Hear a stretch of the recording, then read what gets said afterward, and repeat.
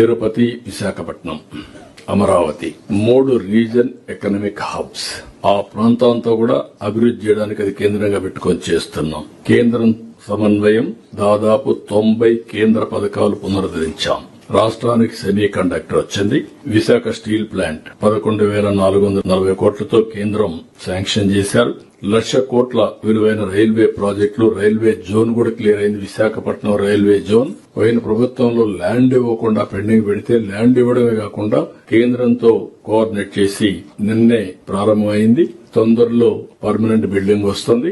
Dynamic గా కూడా తయారు చేసే బాధ్యత తీసుకొస్తున్నాం. ఆల్ కలెక్టర్స్ శ్రీకాకుళం నుంచి ఇచ్చాపురం నుంచి నెల్లూరు వరకు డబుల్ లేన్ అంటే 4 లేన్ ట్రాక్ రావాలి. ఇక్కడ 4 లేన్ ట్రాక్ వచ్చినప్పుడు మళ్లీ మిమ్మల్ని ఒకటే కోరుతున్నాను నేను మిమ్మల్ని అందరినీ. 4 లేన్ ట్రాక్ వచ్చినప్పుడు railway stations, railway land, ports, road ఇవన్నీ అనుసంధానం చేసి economic activity, economic townships create చేసే పరిస్థితి రావాలి. మనం ఎక్కడి నుంచైనా ట్రైన్స్ రావడం ఫాస్ట్ ట్రాక్ లో వచ్చే పరిస్థితి వస్తుంది. ఇంకా రైల్వే గూడ్స్ అన్ని కూడా ఈజీగా ట్రాన్స్పోర్ట్ అయ్యే పరిస్థితి వస్తుంది. కార్గో కూడా చాలా ఈజీగా ట్రాన్స్పోర్ట్ అయ్యే పరిస్థితి వస్తుంది. దీన్ని మీరు ప్రాపర్ గా ప్లాన్ చేసుకోవాల్సిన అవసరం ఉంది.